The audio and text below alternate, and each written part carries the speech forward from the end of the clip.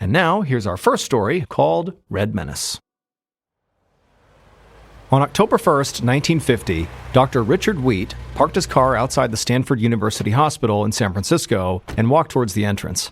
He lingered outside just for a moment and took a deep breath of the cool, foggy morning air.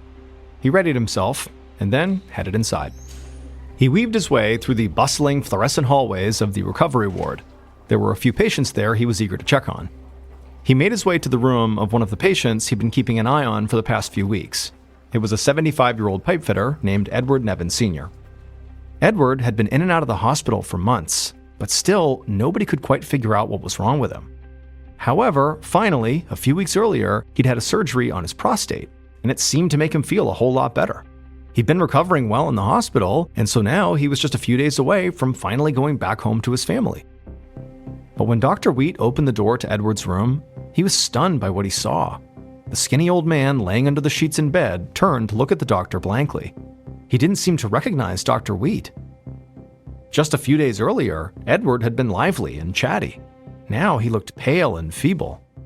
Dr. Wheat made his way over to Edward's bedside and asked him how he was doing. Edward groaned that he felt too weak to move. He developed a nasty cough, too. And more than that, it really hurt when he urinated, and his urine was also bright red. As Dr. Wheat listened, he nodded calmly and acted like everything was fine. But inside, he was very worried. A little blood in the urine was not out of the ordinary for a patient suffering from a urinary tract infection, or UTI. But it should not be so much that the urine was completely red. And it wasn't even clear if Edward had a UTI at all. So it seemed like something else must be wrong with Edward. Dr. Wheat knew he would need to do a thorough exam on Edward to really get a sense of what was going on here. Clearly, his condition was deteriorating. The doctor pulled out his stethoscope and placed the diaphragm on Edward's chest and then carefully listened to his breathing. And what he heard was just very rough breathing every time the man inhaled and exhaled, like there was a backup of mucus. To the doctor, it sounded like Edward had pneumonia, which is a lung infection. Having pneumonia, in addition to whatever this infection was inside of Edward's urinary tract, was dangerous for someone in Edward's condition, potentially even deadly. Dr. Wheat moved his stethoscope to listen to Edward's heart, and what he heard was his heartbeat sounded muffled, which was obviously not a good sign. This meant that maybe Edward's infection, this mystery infection, had moved through his bloodstream into his heart already, which meant there really wasn't much the doctors could do to help him. But Dr. Wheat didn't want to worry his patient even further, so even though he had some pretty grim news, he didn't share it. Instead, he just promised Edward they would do everything they could to get him back on his feet. After that, Dr. Wheat walked out of the room with a lot on his mind. Antibiotics could help Edward's infection, but he needed to figure out what was causing the infection to know what to prescribe. If they wanted to cure Edward, they were going to have to act fast.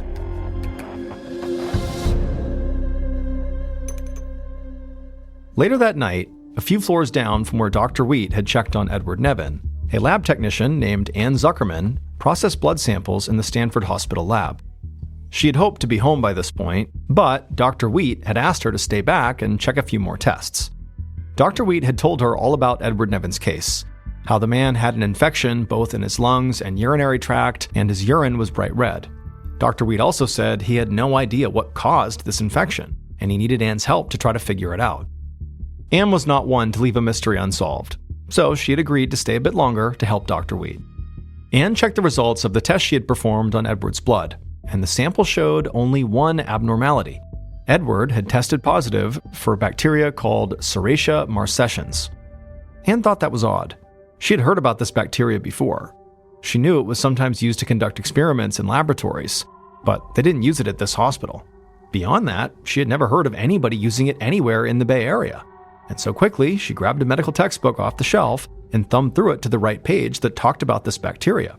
It said that S. marcescens was usually harmless. According to the textbook, the bacteria was indeed sometimes used in classrooms for experiments, and also critically, the bacteria also produced a red pigment.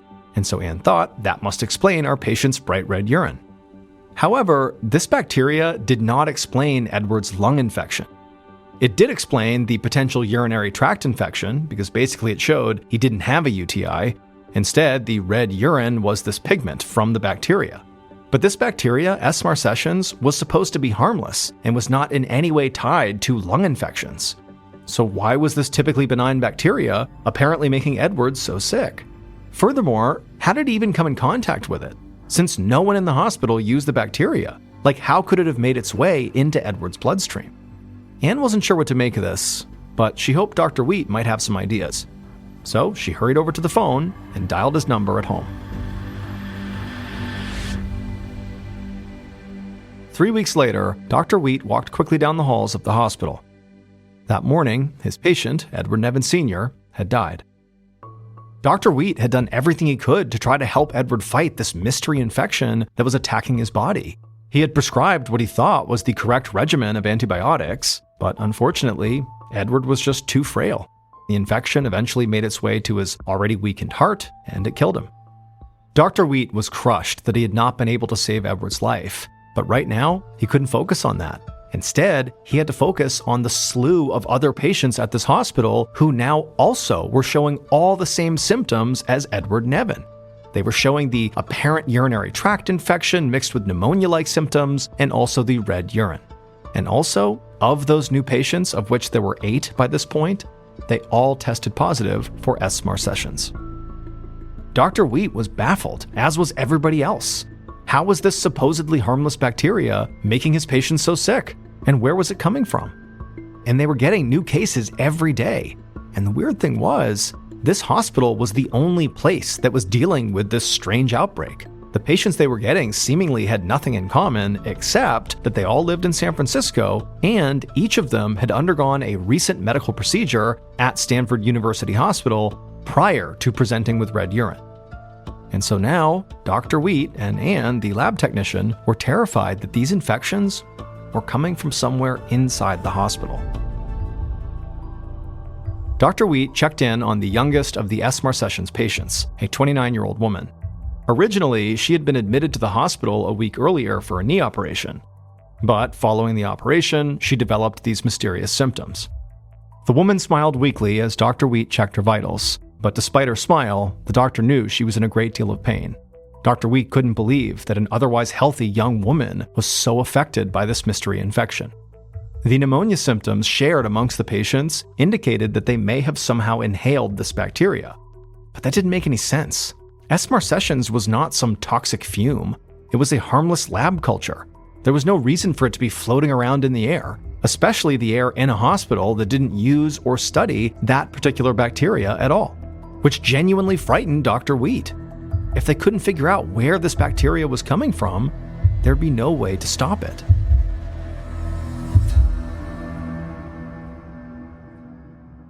Almost exactly a year later, in October of 1951, Dr. Wheat was in his office at the hospital, and he felt a strange mix of pride and anxiety as he flipped through a copy of the AMA Archives of Internal Medicine.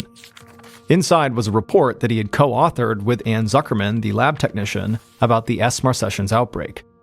Dr. Wheat thought back to a year earlier. In total, they had had 11 people show up with this mystery illness. The 11 patients ranged in age from 29 years old to 78 years old. Despite the tragedy of Edward's death, Dr. Wheat and Anne took solace in the fact that no other patients died. They experienced painful, difficult symptoms, but everyone else infected with this bacteria eventually made a full recovery. To contain the outbreak, the hospital had cleaned its equipment and kept the S. marcescens patients totally isolated. Thankfully, they didn't have any more cases after that. Dr. Wheat actually suspected at the time that there may have been more San Francisco residents with this bacteria in their bloodstream. However, they just never got sick enough to actually need hospitalization. And so despite the outbreak coming to an end, Dr. Wheat still had 2 big questions that were left unanswered. How did S. marcescens cause these infections? And perhaps most puzzling of all, where did the S. marcescens come from? Dr. Wheat set the medical journal back down on his desk. He and Anne had written the article in this journal to bring these nagging questions out into the public. Now, with their article published, he hoped that somebody would reach out and help him solve this mystery. Unfortunately, though, nobody ever reached out.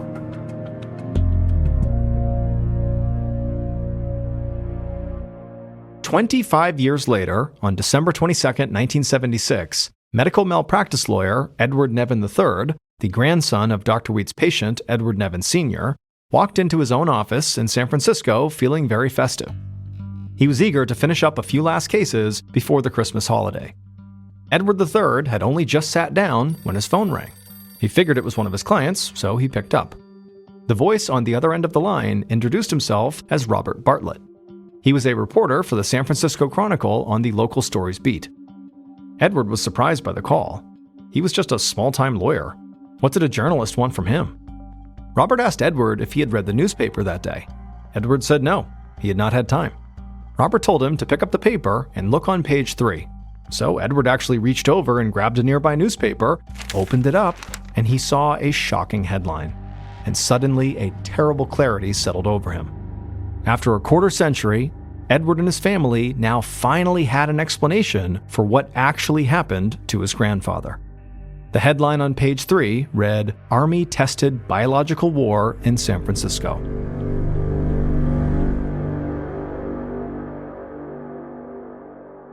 The S. marcescens outbreak in San Francisco was not just some chance infection. Edward's grandfather and the other 10 patients were the victims of a biochemical attack, and the United States Army was behind it. On September 26, 1950, as part of a weapons test, Army officials aerosolized the bacteria S. marcescens and sprayed it directly into the San Francisco fog near the Stanford University Hospital. 2 days later, Edward Nevin developed all of his symptoms, the first known case of an S. marcescens infection in the city. At the time, America was in the midst of the Cold War, and the American government was very concerned about the threat of a Soviet biochemical weapon, and were eager to test how such an attack would affect the United States. From 1949 to 1969, the United States conducted over 200 experiments to assess the threat of biochemical weapons in highly populated areas. Shockingly, it performed these experiments on its own people, using American citizens as unwitting guinea pigs. Now, the Army claimed these tests would be harmless. However, many of the substances they used to test these potential attacks had dangerous effects, like Serratia marcescens. In San Francisco specifically, the S. marcescens experiment was titled Operation Sea Spray. Army officials sprayed S. marcescens into the fog to see how weather might spread a weaponized bacteria.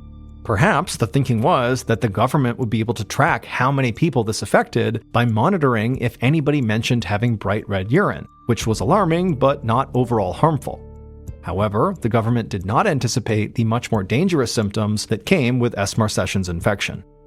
The U.S. Army scientists believed the S. marcescens bacteria was entirely harmless, and they chose not to report their experiments to health officials. However, when the news broke about the S. marcescens outbreak, and when the news broke that Edward Nevin had died as a result of it, the Army continued utilizing S. marcescens in dozens of tests in cities all across America. The Army's experiments were eventually stopped in 1969, when President Nixon issued an executive order banning chemical and biological weapons testing.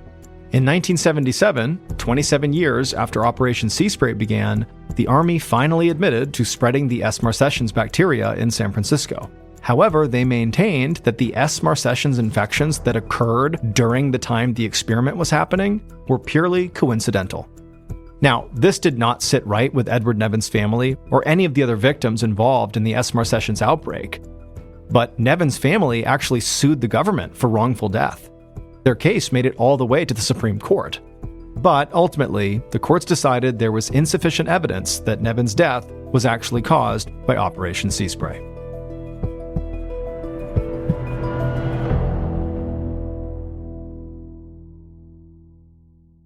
Hey basketball fans, Steve Nash here. Ready to elevate your basketball IQ? I'm teaming up with LeBron James to bring you the latest season of Mind the Game. And we're about to take you deeper into basketball than you've ever gone before. We're breaking down the real game, the X's and O's that actually matter. In every episode, we'll share elite-level strategy, dive into career-defining moments, and explain the why behind plays that changed a game, a team, or a championship. LeBron and I have lived this game at the highest level for decades. We've been in those pressure moments and made those game-changing decisions and learned from the greatest basketball minds in history. Now we're pulling back the curtain and sharing that knowledge with you. Time to go beyond the highlights and get into the real heart of basketball. Watch Mind the Game now on YouTube, Prime Video, or listen wherever you get your podcasts. In 1993, 3 8-year-old boys were brutally murdered in West Memphis, Arkansas.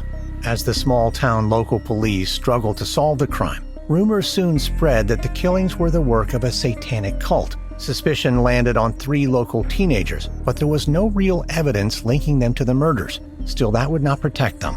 Hi, I'm Lindsey Graham, the host of Wondery's show American Scandal. We bring to life some of the biggest controversies in U.S. history, presidential lies, environmental disasters, corporate fraud. In our latest series, 3 teenage boys are falsely accused of a vicious triple homicide. But their story doesn't end with their trials or convictions. Instead, their plight will capture the imagination of the entire country and spark a campaign for justice that will last for almost 2 decades. Follow American Scandal on the Wondery app or wherever you get your podcasts. You can binge all episodes of American Scandal: The West Memphis 3 early and ad-free right now on Wondery Plus.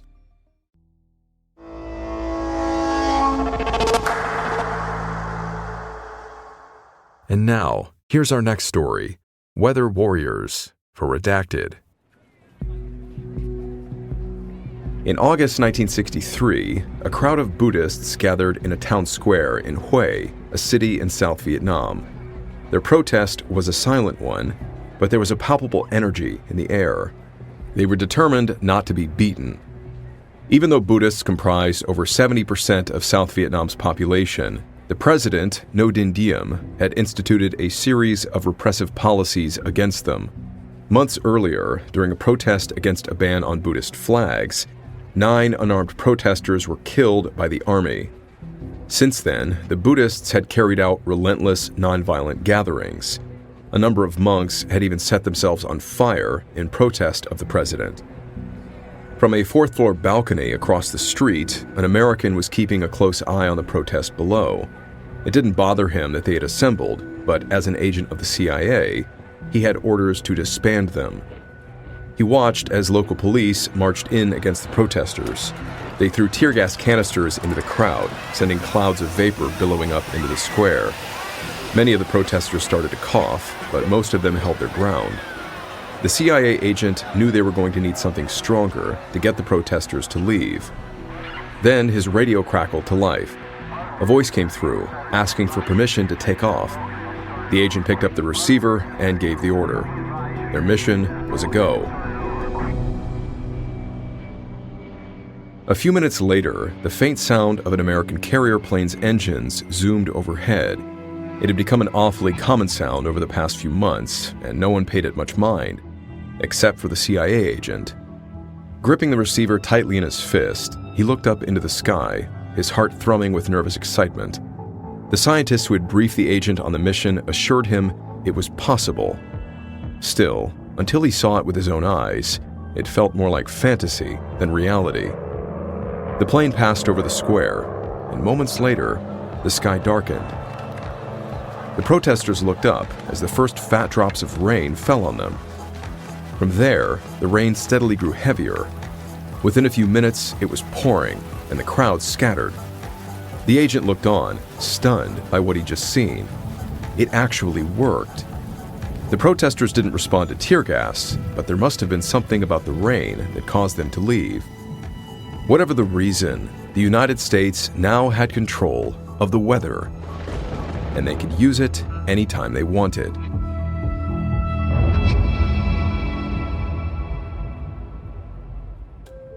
The United States government has a long history of attempting to harness weather for use in warfare.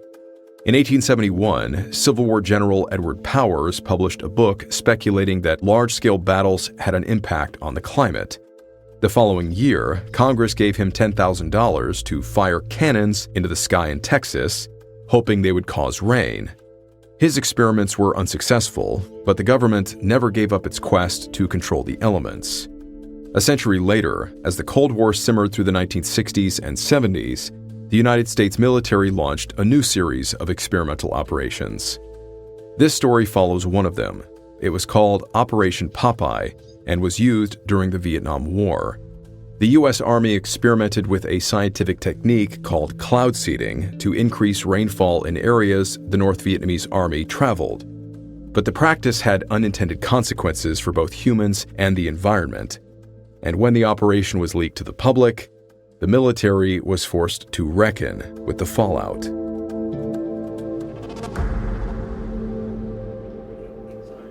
In early 1967, almost 4 years after the initial test to break up a Buddhist protest in South Vietnam, Lieutenant Colonel Ed Soyster was stuck in a stuffy meeting room at the Pentagon.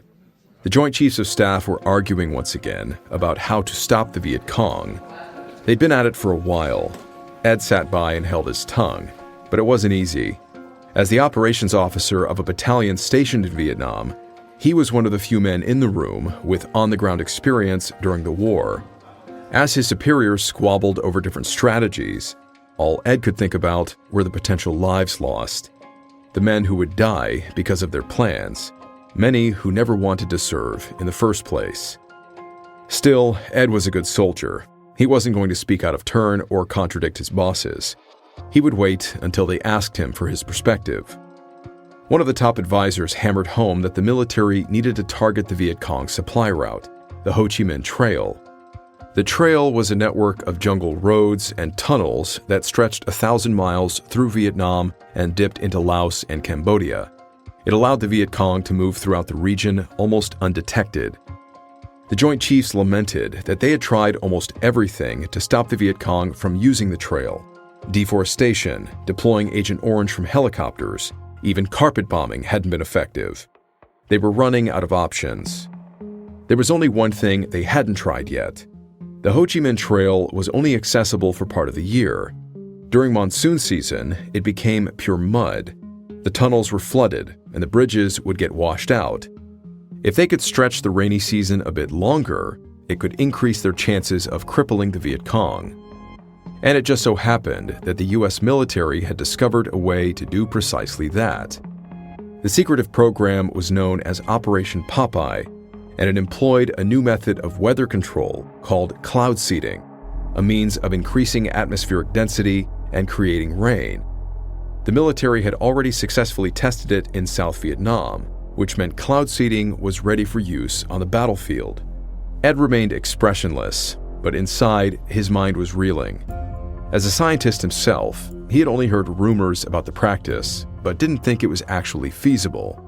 After the Joint Chiefs agreed that cloud seeding was their best option, they needed to select someone dependable to execute the program, someone with a background in science, someone with on-the-ground experience in Vietnam.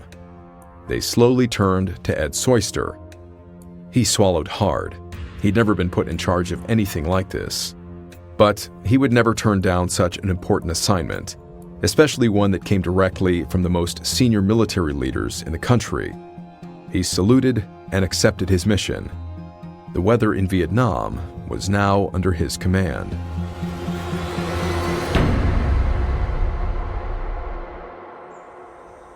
A few months later, in the fall of 1967, an American pilot walked down an airstrip carved out of the jungle in Thailand.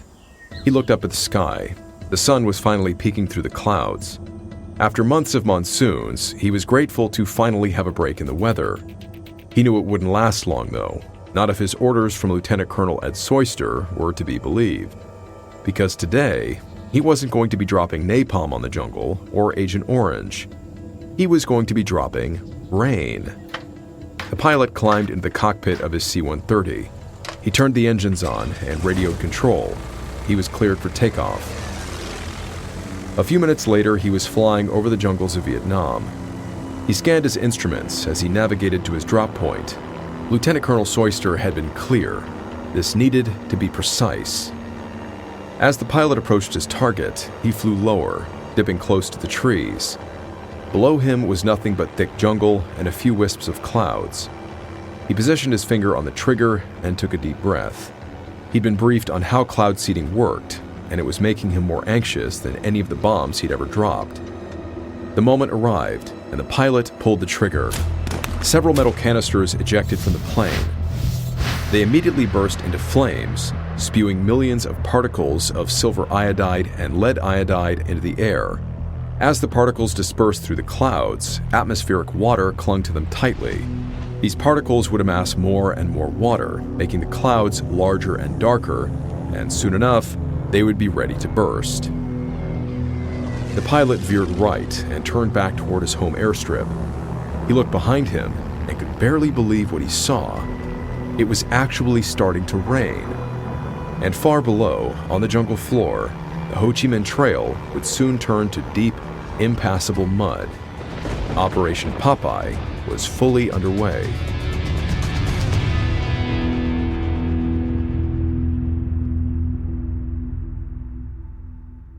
Four years later, on the morning of March 18, 1971, Dennis J. Doolin woke up with a headache. As the Deputy Assistant Secretary of Defense, Doolin had a lot on his plate. The war in Vietnam was now in its 7th year, with no signs of slowing down. Doolin's job was to help manage the flow of resources and troops to South Vietnam. But no matter how many bombs, weapons, or young men he sent over the Pacific, it didn't seem to be making a difference. He sat down at the kitchen table, trying to clear his head as he ate breakfast. It was one of the few moments each day he could take to relax. As his wife poured him a cup of coffee, Doolin opened up the Washington Post, and his Danish dropped out of his mouth. Jack Anderson had written a column about a secret U.S. Army program that controlled the weather. Anderson was a legendary reporter who had covered everything from the Chappaquiddick incident, where Senator Ted Kennedy accidentally killed one of his staffers, to the time President Nixon invited Elvis Presley to the White House. And now he had blown the lid off another bombshell story, Operation Popeye. Anderson reported that the program had been running for years with unintended side effects. The increased rainfall caused by the cloud seeding had washed away several villages in Laos. Doolin was steaming. He was high up in the Department of Defense, but he hadn't even known about this program. He sipped his coffee, trying to get a grip. As if the war wasn't going bad enough already, now he had a PR disaster on his hands. Right on cue, the phone on the wall began to ring. Doolin felt a pang of fear in his stomach. It was probably one of his bosses, demanding to know how the story got out. He marched over and picked up the receiver. Instead, it turned out to be a reporter from the New York Times. He asked Doolin what he thought about Anderson's story. Through gritted teeth, Doolin replied, "No comment," and hung up. Doolin's wife asked him what was going on. She was used to seeing him frustrated with the news, but she could tell he was more bothered than usual. He sat back down at the kitchen table, trying to collect his thoughts. The American public already felt lied to about what the military was doing in Vietnam. But Operation Popeye was different. It was going to scare people. They were going to demand answers, which Doolin didn't have.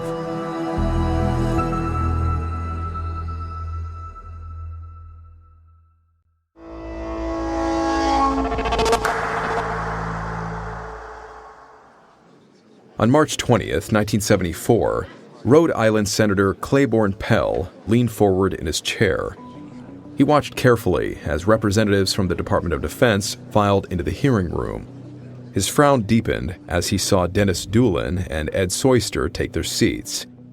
It was almost 3 years to the day after Jack Anderson's first article about cloud seeding was published, and a year after U.S. troops had left Vietnam. The country wanted answers for the war, and for Operation Popeye in particular. Senator Pell wanted answers too. This hearing, held in secret, was a first step towards getting clarity about the program. Senator Pell adjusted the mic and launched into his questions.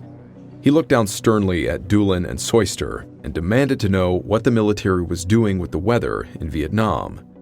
He asked why on earth newspapers like the Washington Post had a better picture of the story than the United States Senate. Doolin shuffled uncomfortably in his seat. He assured the senator that he also had no knowledge of Operation Popeye until the Post's article. Pell's eyes shifted to Soyster. He demanded to know why the Thai and Laotian governments weren't informed on specifics. Soyster cleared his throat. He began by assuring the committee members that the cloud seeding program was both safe for the environment and effective in deterring use of the Ho Chi Minh Trail. Beyond that, he only gave a vague response about the security risk of informing American allies about the cloud seeding program, and he wouldn't give specifics about why the operation had been kept under such a tight lid. Pell shook his head. This was typical. As a retired naval man himself, he knew a strategic non-answer when he heard one. He leaned into his microphone to make himself clear. This was what scared him, not the cloud seeding, but the secrecy. The military could have any number of programs that Congress had no idea about. It could not operate with such little oversight. Pell pressed on. He asked the men if there were any other weather control operations underway. What about hurricanes, typhoons? Doolin shook his head. The science to manipulate those kinds of weather events didn't exist. And in his opinion, contrary to Soyster's account, Operation Popeye hadn't even made much of a difference during the war. The Army's interest in controlling the weather was over. Pell raised an eyebrow. Doolin himself said he had no knowledge of Operation Popeye until Anderson's article was published, and his boss, Defense Secretary Melvin Laird, had lied to Congress when the story broke, denying the existence of the entire operation. So how could he possibly believe Doolin when he said that the Army had no additional projects aimed at controlling the weather? The men did their best to assure Pell they were telling the truth, but the senator wasn't convinced. He gave Doolin and Soyster their marching orders. Operation Popeye needed to be declassified. If the Army truly had nothing to hide, it was time the entire project was made public. Doolin and Soyster nodded. Pell called an end to the hearing, but as he got up from his chair, something still bothered him. He felt the Army was playing a dangerous game. They seemed to have completely ignored regulations and alliances in the pursuit of a potentially hazardous new technology. Perhaps it was time to go a step further and ban weather control as a weapon altogether, before the Army took it too far.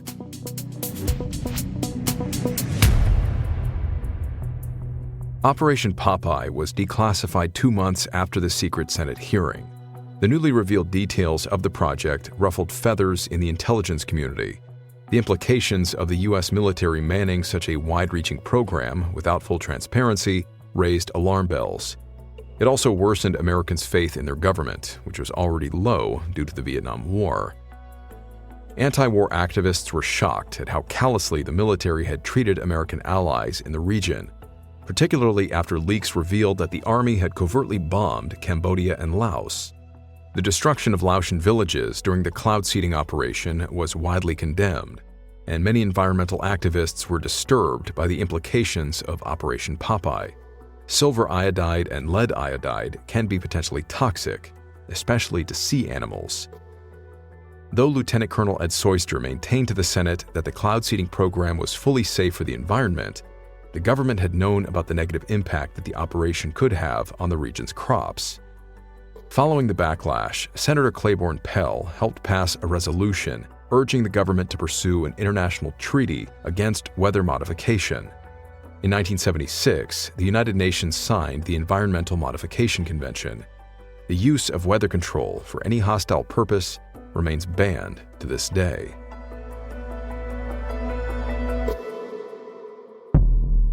When the truth about Operation Popeye came to light, the country was already deeply shaken. The Vietnam War had been a failure. Watergate had shattered illusions of presidential integrity, and Richard Nixon had become the first U.S. president to resign in disgrace.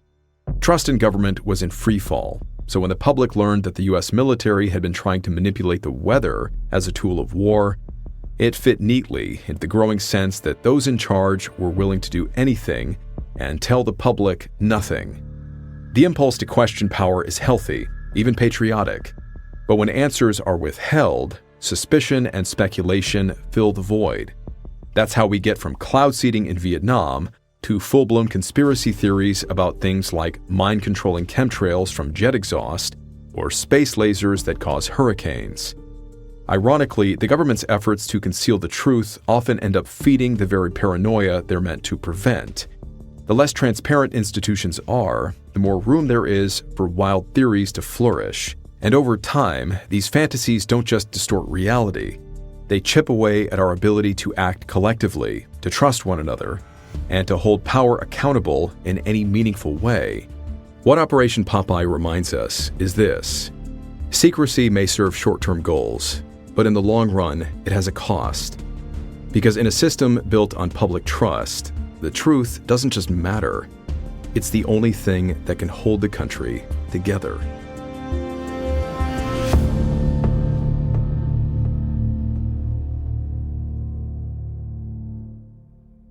In early 2001, 32-year-old Alex Algueri stood behind the front desk at the Dolphin Fitness Club in Amityville, New York. Alex loved the sounds of a crowded gym, the music pumping through the speakers, weights sliding onto bars, and people cheering each other on as they hit their fitness goals. And a crowded gym also meant that Alex was making money. He and his best friend, Paul Riedel, had opened up Dolphin Fitness 2 years earlier, and they had turned it into a favorite spot for serious weightlifters and amateur weightlifters alike. There was no question Alex was happy about all the money he was bringing in. He'd always dreamed of being a very successful entrepreneur, but the gym was a lot more to him than just a business. Amityville was a small town on Long Island with a strong sense of community, and Alex wanted his and Paul's gym to reflect that. So from the day they had opened Dolphin Fitness, Alex said he wanted everybody who stepped through the doors to feel like they were part of a family. It didn't matter if people were old or young or what kind of shape they were in. Alex went out of his way to help his customers feel good about themselves and to feel like they belonged, and his customers loved him for it. Alex stepped out from behind the front desk and began making his rounds on the gym floor. Alex was a really strong guy. He was just about 6 feet, maybe a little bit under, but he looked like a very serious bodybuilder, super jacked. So most people at the gym called him Big Al. Alex had dark hair and a dark goatee, and on this day he was wearing a long-sleeved black shirt and tight jeans, his standard outfit at work. Alex said hello to just about everybody on the gym floor. He knew pretty much everybody by name, and he was excited to see some new members starting off the new year by coming to his gym. Just then, a young man waved at Alex and asked if he wouldn't mind coming over and spotting him on the bench. And Alex said that was fine, and he walked over to the bench press, and Alex told the young man he'd be ready to grab the bar if the young man struggled to lift it. So the young man took a deep breath, he grabbed the bar, brought it down to his chest, and then in one slow but steady movement, he pressed the bar all the way up, and Alex spotted him the whole time shouting words of encouragement, and then finally when the young man had fully extended his arms and fully did a rep, he racked the bar, and he and Alex exchanged high fives and cheered like he just won the Super Bowl or something. Just then, Alex turned and saw a couple of people standing by the front desk. He figured they were potential new members. So Alex scanned the gym and then just shook his head. His partner Paul was supposed to be here right now working too, and really it would have been his job to talk to these 2 new potential members, but Alex hadn't seen Paul on the gym floor in hours. So Alex walked away from the young man he had just spotted and headed over to the front desk and smiled wide and greeted the couple. The rest of that night pretty much went the same way. Alex did everything and ran the gym, and Paul didn't show his face again. And by the end of the night, after Alex had said goodbye to the last customers and locked up, he was feeling frustrated. Why should he do all the work, but still give Paul half the profits?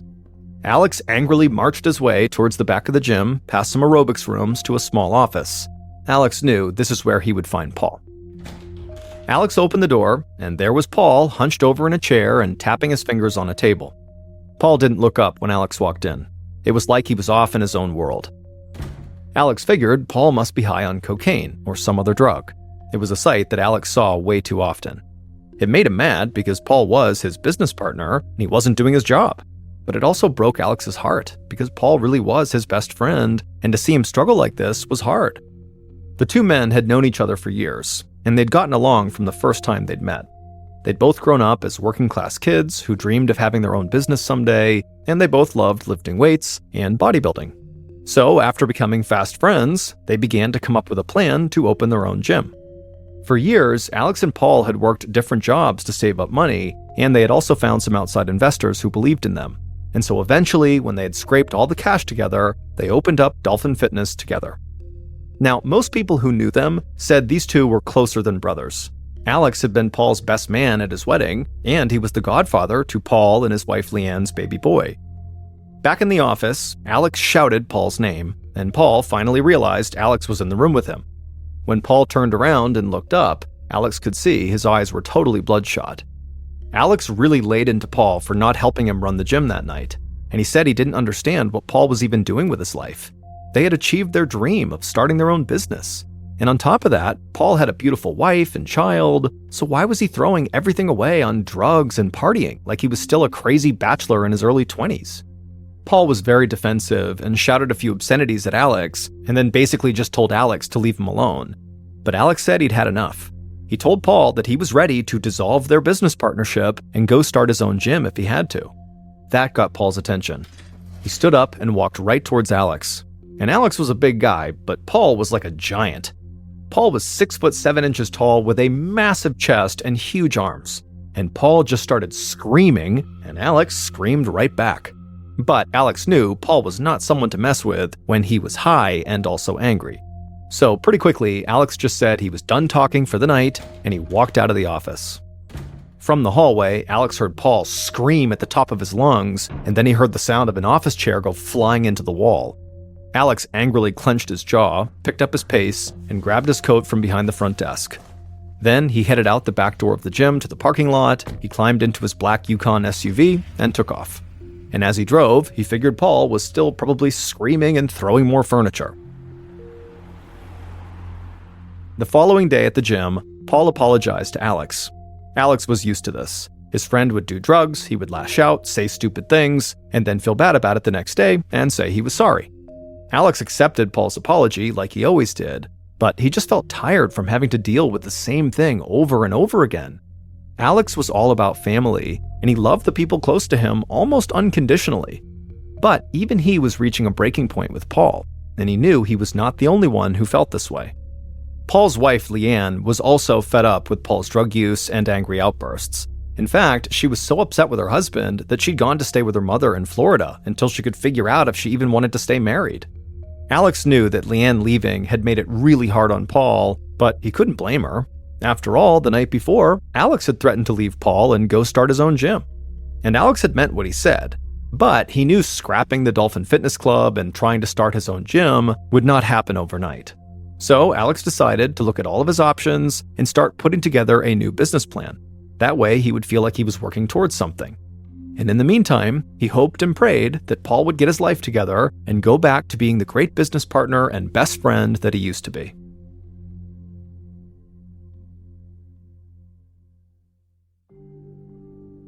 A couple of weeks later, on the night of January 17th, 2001, Alex was back behind the front desk at the gym.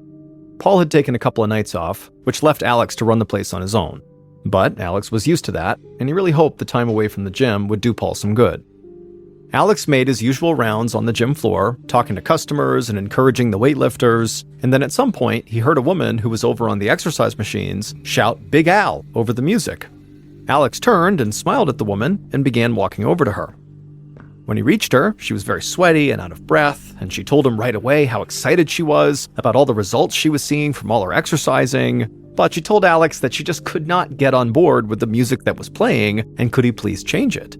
Alex laughed and said of course he would change it, but she told him there was actually this one particular album that really motivated her to work even harder at the gym. And she said Alex had played it during a fitness class that she'd taken from him. And immediately, Alex knew exactly the song she was talking about. He said he had the CD in his car, and he'd just go grab it. Then he turned away from the woman and began walking towards the back door.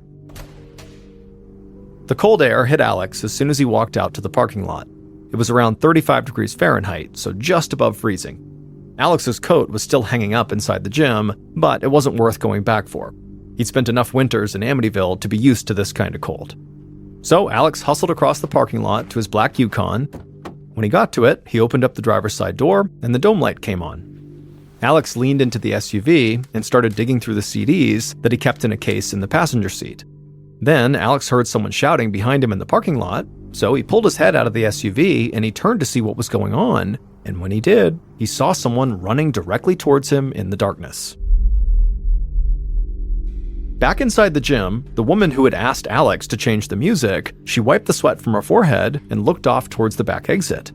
Alex had been gone way longer than she thought he would be, but she figured he must be just having a hard time finding the CD, or maybe he'd stopped in his office to make a phone call before coming back to the gym floor. But then, the woman saw something, and she screamed. Several people stopped their workouts and ran to her to see if she was okay, but she just pointed towards the back of the gym, and then more screams rang out above the music. Alex staggered onto the gym floor. Blood poured down his neck and soaked through his shirt. People ran up to him, and he looked at them, and in a strangled voice he said, "I've been shot." Alex collapsed to the ground. A woman who was a nurse rushed to his side and checked his pulse and immediately began administering CPR.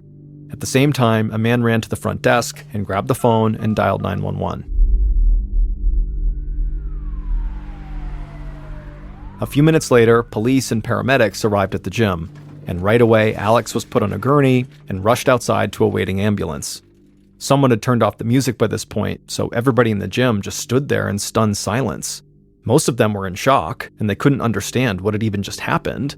Everybody loved Alex. Why would someone shoot him? The local police stayed to question everybody at the gym about what they had seen, but their main goal was simply just to get names and contact information for everybody who was there. They knew that a violent crime like this one, that had seemingly just occurred, would quickly be handed off to a larger police force, and so they just wanted to gather up some names to hand off.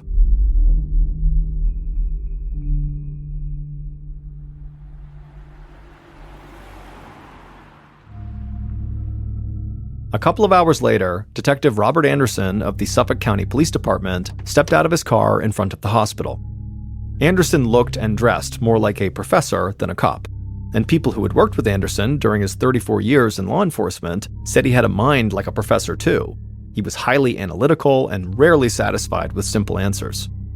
Detective Anderson had gotten word that Alex Algueri had been shot outside of the gym that he owned, and Alex had been declared dead soon after being rushed to the hospital. From the minute Anderson was told he would be leading a homicide investigation in Amityville, he knew there would be a ton of pressure on him to solve the case fast, because Amityville was not your typical town. Amityville, for decades, had been associated with murder and dark forces.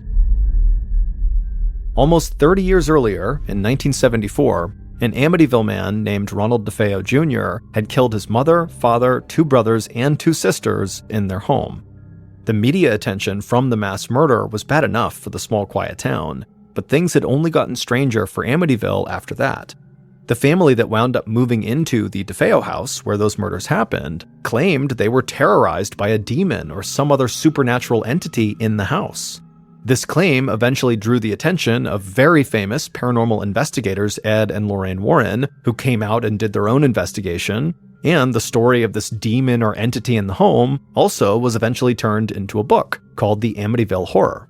And that book has since been spun off into movies and TV shows. I mean, Amityville really became synonymous with evil. And so Detective Anderson knew that Amityville community leaders had worked really hard over the years to kind of correct their image. They didn't want to be known as this violent or cursed town.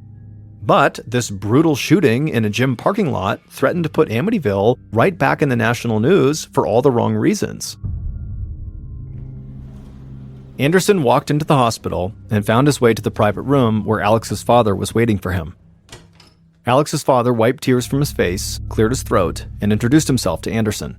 But before Alex's father could say much more than his name, he broke down in tears again. Even after 34 years as a cop and dealing with some of the most notorious murders on Long Island, nothing could really prepare Anderson for meeting a parent who had just lost their child. It was the worst kind of loss Anderson could imagine, and seeing Alex's father in so much pain really hit him hard. He told Alex's father how sorry he was for his loss. Then Anderson said he hated to put him on the spot at that moment, but he did need to know if there was anyone who might have wanted to hurt his son. Alex's father wiped away his tears and then told Anderson that Alex was the sweetest, kindest man you'd ever meet, and that everybody who knew him really loved him. But then he said there definitely was one person who could have done this to his son: Alex's best friend and business partner, Paul Riedel. It turned out Alex had told his father all about Paul's drug use and his partying, and he had also told him that he was thinking about scrapping the business with Paul and going out on his own. Anderson thanked Alex's father for his help and told him how sorry he was again. Then Anderson left the hospital and drove back to the station. He wanted to gather as much information as he could on Paul.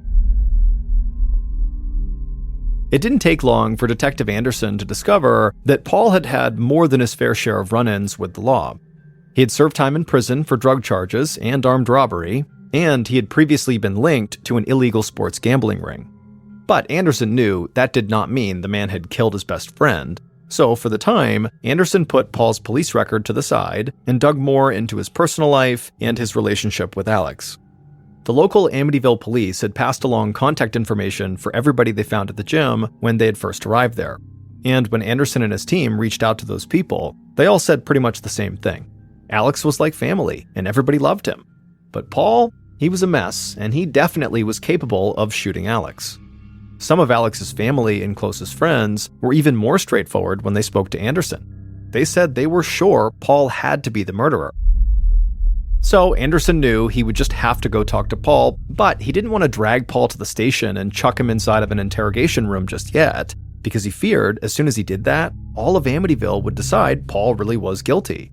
And so that could potentially destroy an innocent man's life, and it could put even more pressure on police to arrest someone before they were actually ready. So Anderson actually came up with a fairly outside-the-box way to question Paul that was not super formal. Now, it was not going to be ideal by any means, but it was an opportunity Anderson didn't want to miss. His team would talk to Paul at Alex's funeral. Days after Alex's murder, a line of cars stretched out down the street in front of a local funeral home, and they wrapped around the corner. Hundreds of people had come to pay their last respects to Alex.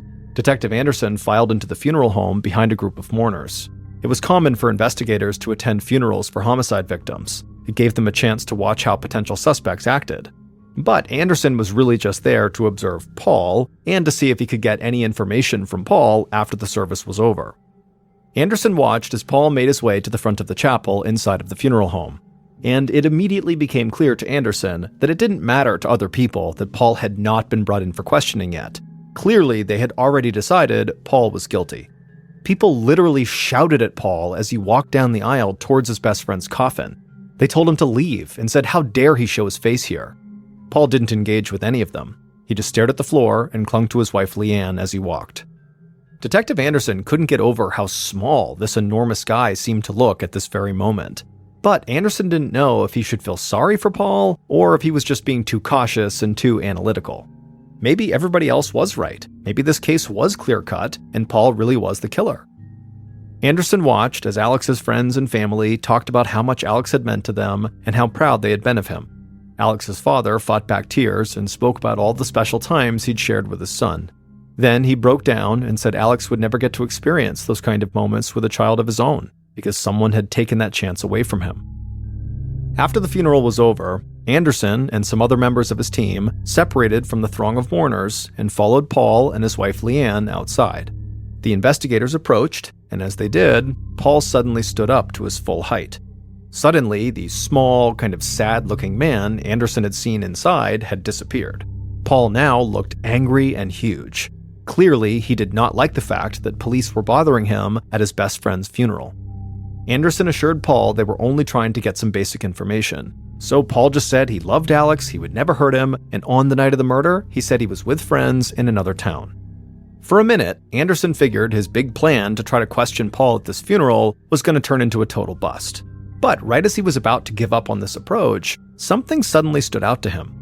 Paul's wife, Leanne, was standing next to her husband doing her part as a very supportive spouse.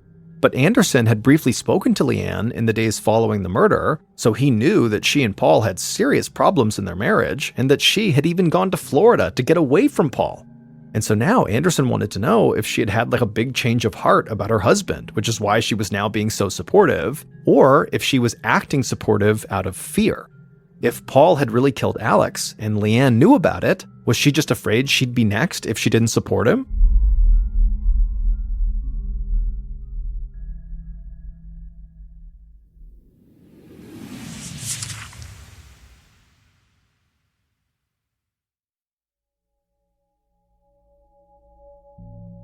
On January 23, 2001, so 6 days after the murder, Detective Anderson met with Leanne at her grandmother's house in a small town that was not too far from Amityville.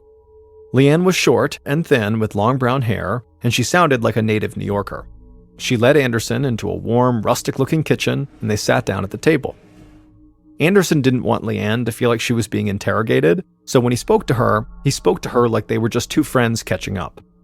Anderson asked Leanne about the funeral and how she felt when she was there, and very quickly she made it clear that she had not gone there out of fear or anything like that. She had been there because she loved her friend Alex, and she wanted to support her husband Paul. She said that despite their marital issues, they really had been working hard on their marriage. But Anderson wasn't convinced, and so he pressed Leanne a bit, and he asked what had happened that made her leave New York and go to Florida in the first place. Leanne said she'd left because Paul was partying and doing drugs, and she felt like that was a terrible environment for her kid. But Leanne was clear that she did not believe Paul would ever kill his friend Alex. Sure, the two men fought sometimes, but they were like brothers, and brothers fight. She knew Paul loved Alex. Anderson said he understood, and then he asked her if there was anything else she could think of that might help with the investigation.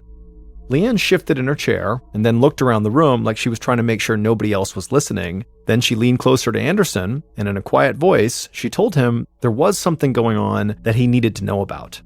Paul had gotten into trouble with the mob, and he had actually received a rat card in the mail.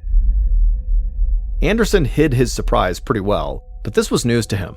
He knew Paul had a police record and that he'd been linked to some low-level criminals who might have loose ties to the mob, but receiving a rat card meant that members of the mob believed Paul had sold them out to the police, an unforgivable offense in the world of organized crime.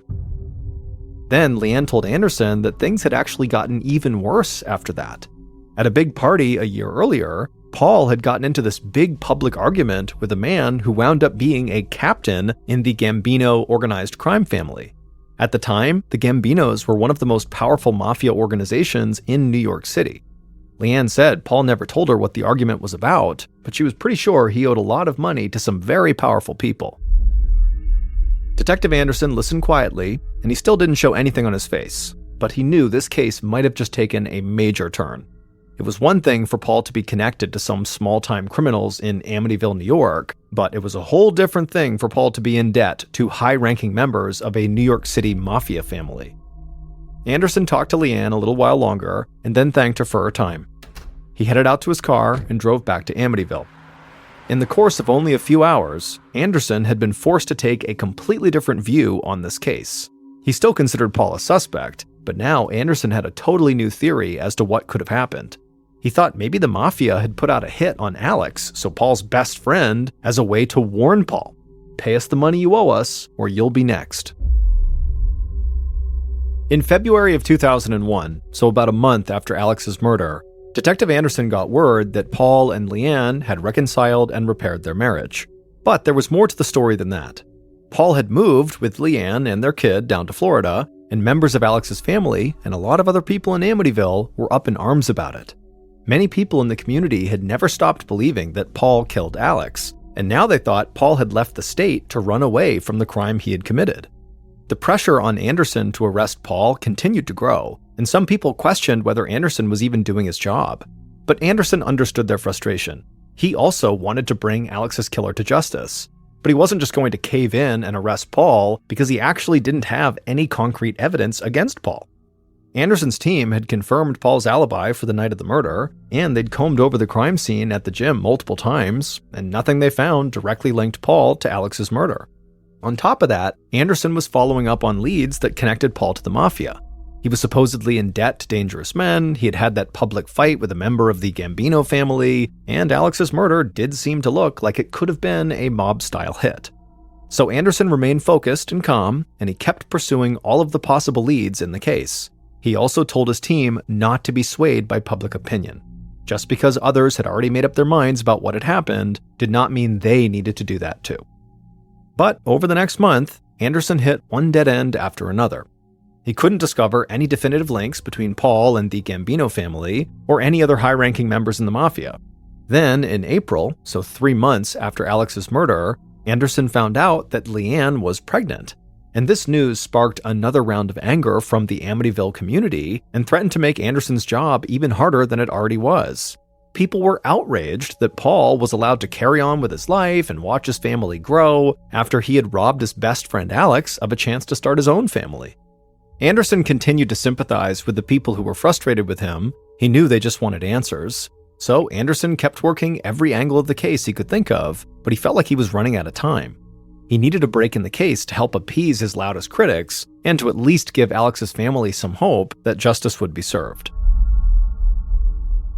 On November 11th, 2001, so almost 10 months after Alex's murder, a detective from the New York City Police Department sat across a table from a guy in custody and listened to him rambling about how he could help the police.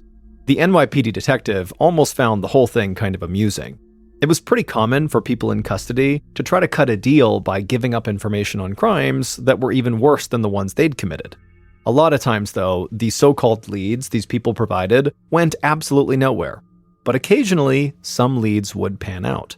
So the detective sat there with a slight smile on his face and just listened. But then the guy in custody said something that really caught the detective's attention, and so his smile disappeared and he leaned forward and told the guy to slow down and repeat what he just said. The guy nodded and leaned in closer, almost like he and the detective were on the same team. Then he repeated what he had just said. He said he knew who had killed that gym owner in Amityville, and he knew why they killed him. Now remember, Amityville is a small town about 2 hours away from Manhattan, and so criminals trying to cut a deal with the NYPD did not usually reference small town crimes like this one. So the detective sensed this could actually be legitimate. So he got all the details he could from this guy in custody about Alex Aguirre's murder. Then the detective walked out of the room, went to his desk, and made a phone call. A second later, an officer with the Suffolk County Police told Detective Anderson there was a call for him from an NYPD detective. The officer said that this detective was calling with information about the Alex Aguirre case, and it could potentially break the case wide open. Anderson walked to his desk, and as he did, he felt a rush of adrenaline. This was the first time in months that he actually might have a possible new lead.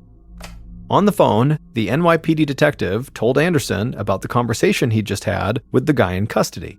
Both detectives were well aware that desperate people under arrest were not usually the most reliable sources because they basically will do anything to get out of custody, but the NYPD detective thought the information he'd gotten was actually worth passing on.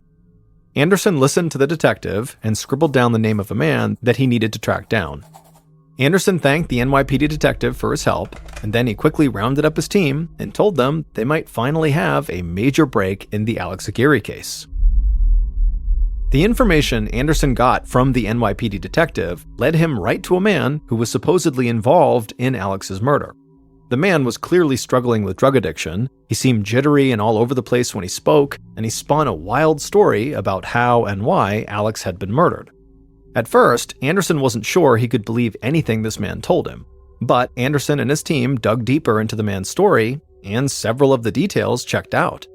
And after that meeting, it would still take Detective Anderson several months to put everything together, but he finally had evidence connecting someone directly to Alex's murder.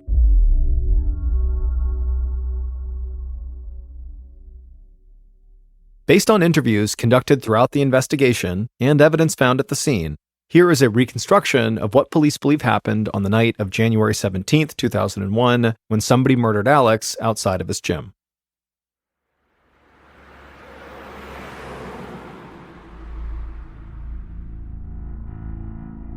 At about 7 p.m., a white minivan drove past the Dolphin Fitness Club.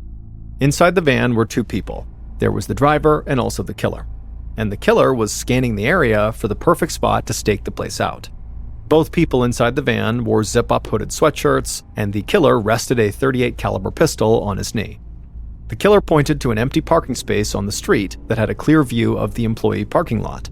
So the driver drove around towards the back of the gym, pulled the van into that parking space, and then turned off the engine.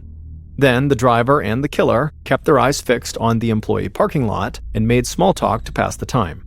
The killer figured it could be hours before they could make their move, but they were willing to wait as long as it took, because this area, this employee parking lot, offered the best place to shoot someone without being seen.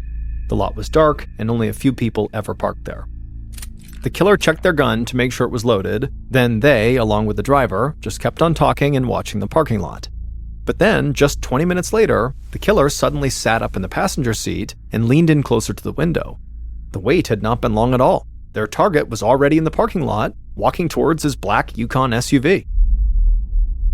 The killer told the driver to start the van and to be ready to speed out of there. The killer clutched the pistol tight in one hand, then opened the door with the other and walked into the parking lot. The killer saw Alex open up his car door and lean inside, and as he did, the dome light came on. Not wanting to be too close to the light, the killer shouted something at Alex just to get his attention and to kind of pull him away from his vehicle and the light. And it worked because Alex turned to see who was yelling at him, and he took a few steps away from his car towards the killer. And at that point, the killer just rushed out of the darkness and got within a couple of feet of Alex, who had no idea what was going on, and the killer raised his gun and fired before Alex could do anything. The first bullet hit Alex square in the chest. Then the killer squeezed off 3 more shots, one right after the other. Bullets struck Alex across his upper body, perforating his heart and both of his lungs. Then the killer fired off one more shot, which hit Alex in the neck. Alex fell to the ground, covered in blood.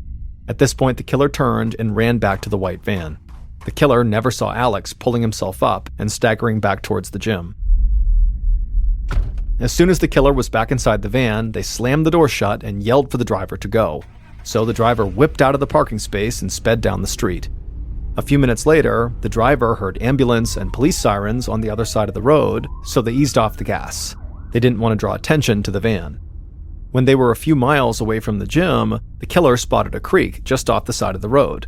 So they rolled down their window and hurled the gun into the water. Then they told the driver to floor it, and the van sped down the road again.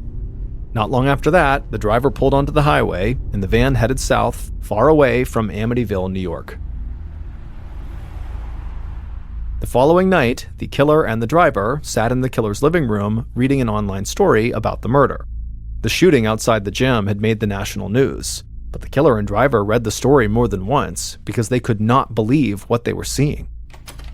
Then the front door opened, and before the killer could even say anything, a woman barged in and shouted at him at the top of her lungs, "You stupid bastard, you killed the wrong guy!"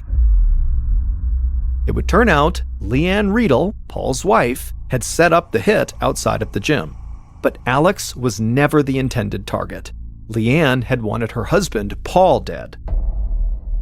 And the killer, a man named Rocco Salerno, had been more than happy to oblige, because it turned out that Leanne and Rocco had been having an affair since Leanne had left New York and went to stay with her mother in Florida. Leanne and Rocco had fallen in love and wanted to start their lives together, but Paul was in the way. To make things worse, Paul had already filed with a court in New York to begin divorce proceedings. And if Paul and Leanne got divorced, well, New York law would require Leanne to come back to the state and live within 50 miles of Paul so he could see his son. But Leanne didn't want to leave Florida and Rocco, so she and Rocco hatched a plan to murder Paul. Rocco paid a guy he knew $3,000 to drive him to New York, scope out the gym with him, and serve as his getaway driver after the shooting took place. So, on the night of the murder, Rocco and this driver are sitting there and they see this huge guy walk into the parking lot, and he goes to his black Yukon, and Rocco thought this was his target, because Paul was also a big guy who happened to own the same make and model of black Yukon that his best friend Alex owned. So Rocco rushed out of the van and gunned down Alex in cold blood, not realizing he had shot the wrong person. When Leanne discovered what had happened, she came up with a way to try to fix things. She reconciled with Paul so he wouldn't divorce her and make her move back to New York. Then she convinced Paul to move to Florida because so many people in Amityville, including his friends, were treating him like a murderer. And then once they were back in Florida, Leanne just continued her affair with Rocco. And her plan was to divorce Paul after both of them had become Florida residents, because that way she would not be forced to leave the state. And all of this came to light after the guy in custody with the NYPD told police he had information about Alex's murder. It turned out the guy in custody actually happened to know the driver of the white minivan, and so this guy in custody had actually heard all the details of everything that had happened during the murder. So Detective Anderson tracked the driver down, and he discovered that the driver was struggling with a drug problem, and the driver said that's why he had accepted the $3,000 to drive Rocco to and from the gym in Amityville, and the driver quickly cut a plea deal, and he would give authorities everything they needed to bring Rocco in. But even with Rocco in custody, Leanne denied having anything to do with the murder. She said she had always loved Paul and that they had even had a second child together. Leanne also tried to act like she barely knew Rocco. But soon it became clear that the child that Leanne had recently given birth to was not her husband Paul's, it was Rocco's child. And at that point, all of Leanne's denials about her role in this murder quickly fell apart. The actual killer, Rocco Salerno, was convicted of conspiracy and first-degree murder and was sentenced to life in prison without parole. As for Leanne, she was convicted of conspiracy and first-degree murder as well and was sentenced to 25 years to life in prison. She continued to maintain her innocence and appealed her conviction, but the appeal was denied. Alex's best friend Paul might have had some demons, but he had nothing to do with his friend's murder. Paul was granted custody of his and Leanne's child, and with his child, he returned to Amityville. He ended up renaming the gym Big Al's Family Fitness in honor of his fallen friend. And Paul has said that he strives to live his life and run his business with the type of integrity and kindness that would make Alex proud.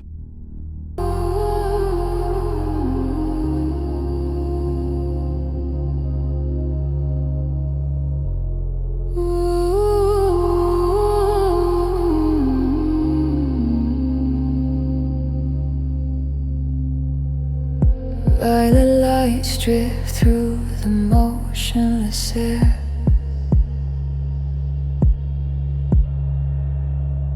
Tracing circles on walls that no longer care. In a room built from memories I never claimed, silent stories whisper my name. Every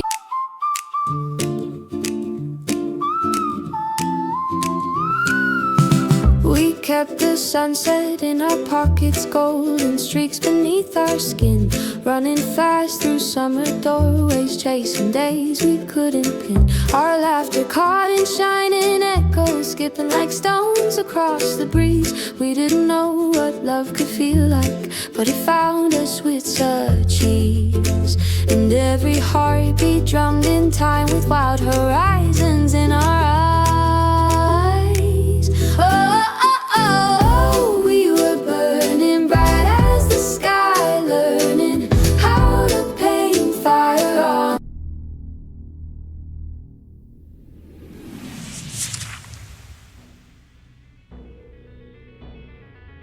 Thank you for listening to the Mr. Ballin podcast. If you enjoyed today's story and you're looking for more bone-chilling content, be sure to check out all of our studio's podcasts. Those are